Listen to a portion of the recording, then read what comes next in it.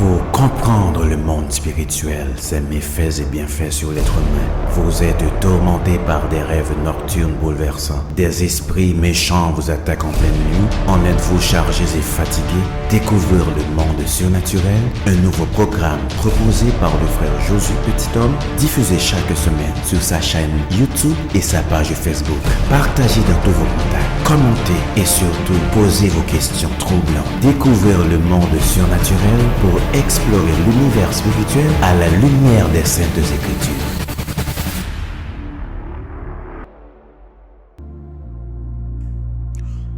Bonjour, bonsoir, dépendamment de l'heure à laquelle vous nous rejoignez.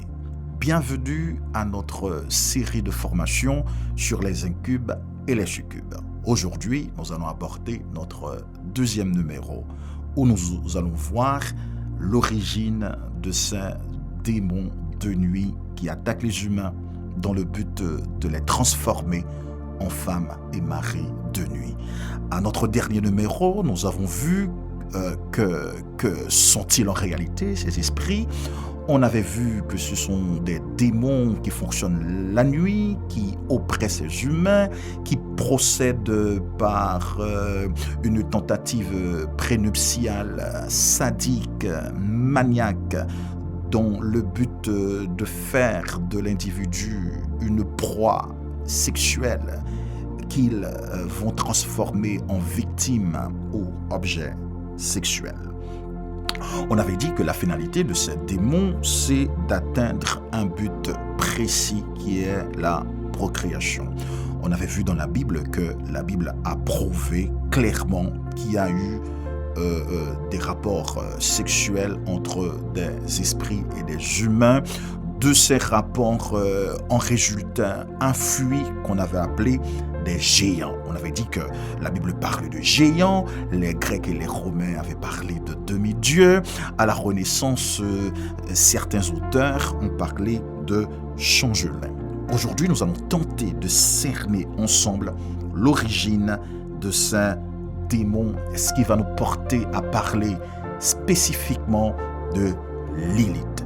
Lilith serait la reine, la mère des démons de nuit.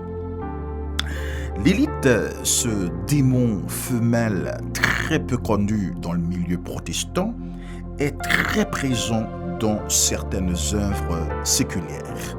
Dans les arts, par exemple, Lilith est présentée dans un tableau peint par John Collier en 1892 où il représente une très belle femme nue enrobée d'un gros serpent.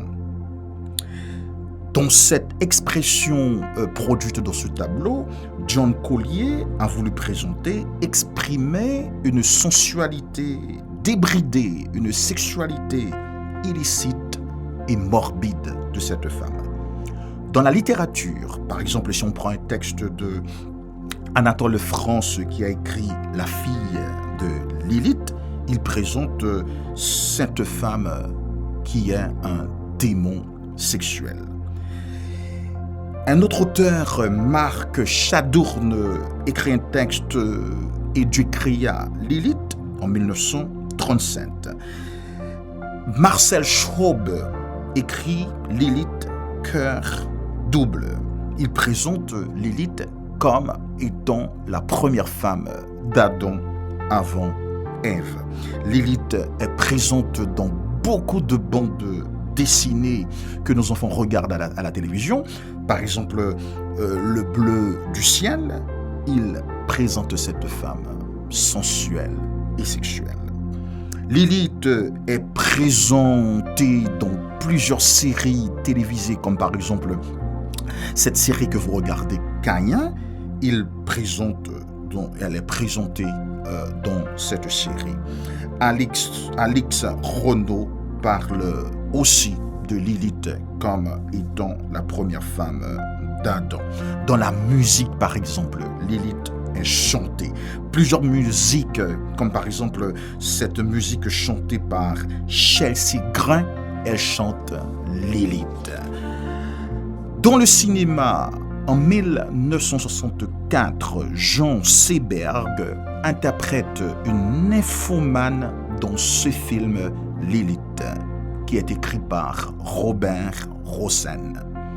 En 2008, Ève Angély incarne Lilith dans Lilith, la femme fatale, écrit par Jacques Bennett.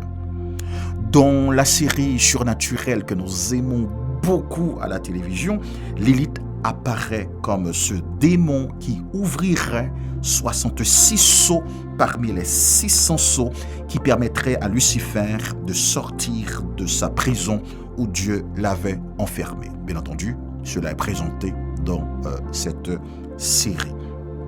Dans beaucoup de jeux de vidéo, Lilith est présente.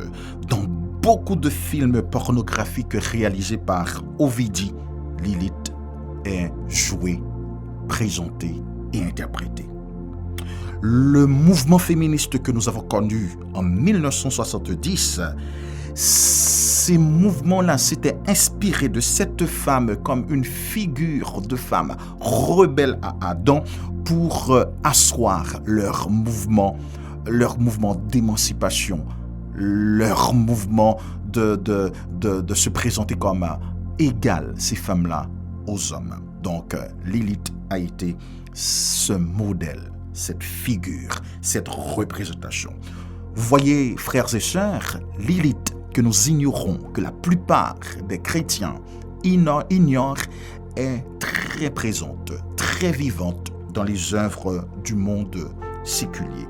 Lilith est omniprésente comme un démon de la sexualité qui a transcendé le temps et influence les mœurs. La grande question, qui est en réalité Lilith? Lilith serait présentée comme un démon féminin. Si vous regardez la tradition juive, elle serait présentée dans cette tradition comme étant la première femme d'Adam avant Ève. Lilith, de racine hébraïque Leila, L-A-Y-L-A sans circonflexe, qui veut dire littéralement nuit. Donc, Lilith serait un démon de la nuit. Ben Sira, l'auteur du livre Séracide ou Ecclésiastique, livre qui n'a pas été canonisé dans la Bible de 66 livres des protestants, l'auteur Ben Sira explique que Lilith, après sa séparation avec Adam, serait réfugiée près de la mer Rouge, après qu'elle s'est séparée, comme on vient de dire, et qu'elle serait, d'après Ben Sira, la mère des incubes et des succubes. Si nous lisons par exemple, regardons ensemble, si nous lisons par exemple dans Isaïe chapitre 34, verset 14, Isaïe 34, verset 14, on va essayer de voir ensemble ce texte. Isaïe 34, 14, la Bible dit, de Isaïe 34, verset 14, que, regardez avec moi, les animaux du désert y rencontreront les chiens sauvages. Les chiens, dans la Bible, est représenté généralement comme des démons. Et les boucs comme une figure de Satan dans la Bible. Les boucs s'y appelleront les uns les autres. Là, le spectre de la nuit, soulignez avec moi, le spectre de la nuit aura sa demeure et trouvera son repos.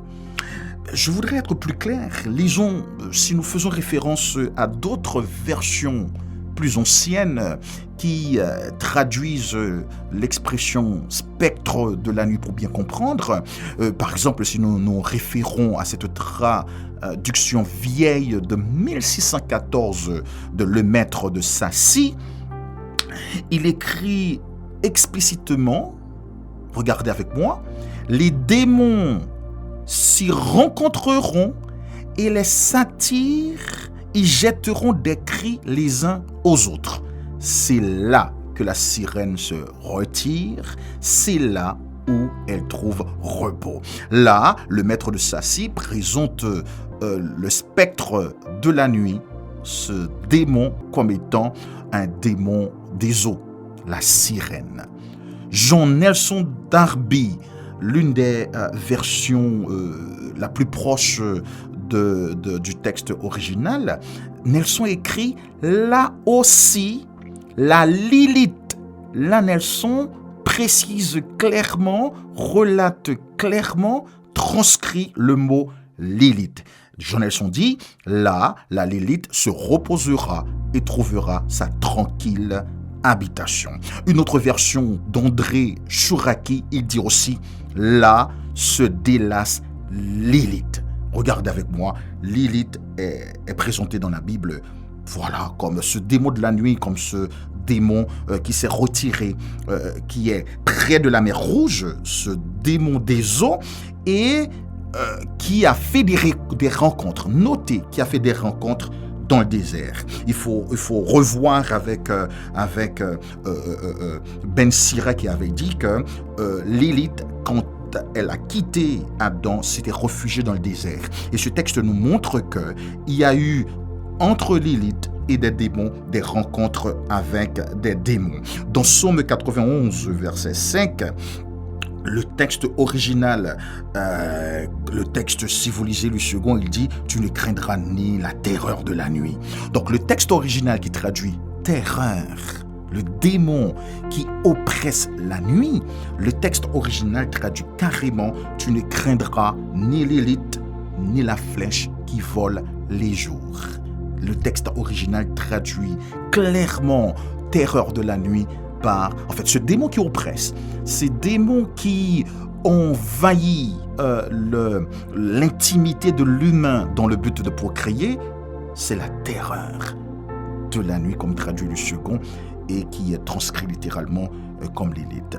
S'il vous plaît, essayons d'aller plus loin. Regardons avec moi, on va essayer de voir certaines choses.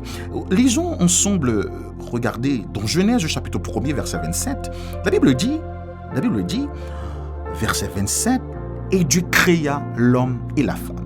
La Bible montre clairement au commencement, Dieu créa, il dit, créa homme et femme. Pendant que, quand nous allons dans le verset, dans le chapitre 2, il paraît qu'il y aurait un contraste, une certaine contradiction.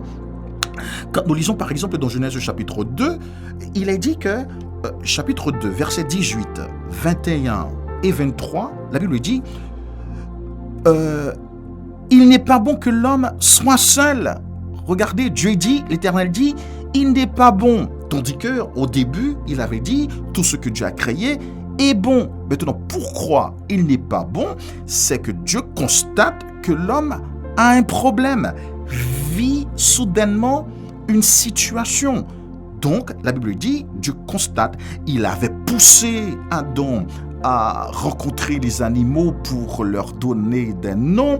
Et dans le constat, regardez, l'homme a remarqué qu'il n'a pas de semblable. Et Dieu voit la tristesse d'Adam et il constate qu'il n'est pas bon que l'homme soit seul. Et dans le verset 22, il dit, il forma une femme de la côte qu'il avait prise de l'homme. Dans le verset 23, il dit, et l'homme dit, voici cette fois. S'il vous plaît, soulignez. S'il est dit, voici cette fois, il paraît qu'il y aurait eu une fois. Et Adam s'est surpris dans cette foi, dans le verset 23, et il a dit, s'est exclamé, celle-ci qui est en face de moi est chair de ma chair et os de mes os. Donc si Adam a constaté, voici cette foi, celle qui est, il n'a pas dit mon semblable en référence avec les animaux desquels il n'avait pas remarqué de semblable, il a dit, que cette femme vient de moi cette fois. C'est comme s'il dirait, il y a eu une fois où la créature qui était avec lui n'était pas de lui, n'émanait pas de ses os, n'émanait pas de sa chair. C'est comme si implicitement Adam aurait montré qu'il avait eu une créature qui n'était pas, parce que cette fois-ci, elle est chair de ma chair et os de mes os. Il paraît, j'ai dit bien, que Adam avait eu une première femme avant Ève, que la tradition a appelée Lilith. Mais la grande question, la Bible a dit aussi, Caïn avait rencontré, la théologie avait rencontré, Caïn avait rencontré des femmes et de leur union émanait des enfants, une descendance. La théologie dit que Adam aurait eu d'autres filles, encore là, il faut se questionner. Mais si nous allons dans Jude, chapitre 6, Jude chapitre 6 nous fait une révélation, et je voudrais attirer votre attention, où est-ce que, en réalité, Caïn avait eu des femmes pour procréer et pour avoir une descendance.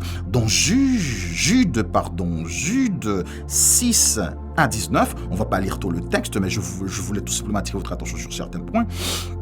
Il est dit dans ce texte, dans Jude chapitre 6, Jude chapitre 6, Jude 6 à 19. Le texte dit, regardez avec moi, verset 6, qu'il a réservé pour le jugement du grand jour, enchaîné éternellement par les ténèbres, les anges qui n'ont pas gardé leur dignité, mais qui ont abandonné leur propre demeure. Là, il fait référence à la débauche des anges qui avaient quitté leur demeure et se prostituaient avec des humains, que Sodome et Gomorrhe, les villes voisines, s'y livrèrent à l'impudicité des vices contre nature, se sont donnés en exemple, subissant la peine du feu éternel. Verset 8, verset 10, si vous voulez. Eux, au contraire, ils parlent d'une manière injurieuse de ce qu'ils ignorent et se corrompent dans ce qu'ils savent naturellement comme les brutes. Malheur à eux, car ils se sont livrés, ils ont suivi la voie de Caïn. Alors regardez, la Bible dit, il parlait des gens qui utilisent l'injure, qui se corrompent. Il dit, le texte, qu'ils ont suivi la voie de Caïn. La grande question, est-ce que Caïn, quant à la réponse, à la question de Dieu, quand il avait répondu, suis-je le gardien de mon frère? Et est-ce que cette réponse était une injure? C'est une grande question. Mais le texte dit, en suivant, il pratiquait l'injure, il pratiquait la corruption. En cela, il suivait la voie de Caïn. La grande question, est-ce que Caïn, quand on dit il suivait la voie de Caïn, qu'est-ce que en réalité cela aurait vouloir dire? Dans le verset 13, il dit des vagues furieuses de la mer. Là, Jude fait référence à la mer. Jude donne des précisions, des astres errants, encore des précisions importantes, des ténèbres, etc. C'est aussi pour eux qu'Enoch a prophétisé en ces termes, voici le Seigneur est venu avec ses saintes myriades pour exercer un jugement. Le livre d'Enoch fait des révélations extraordinaires sur ces démons qui ont vécu sur terre.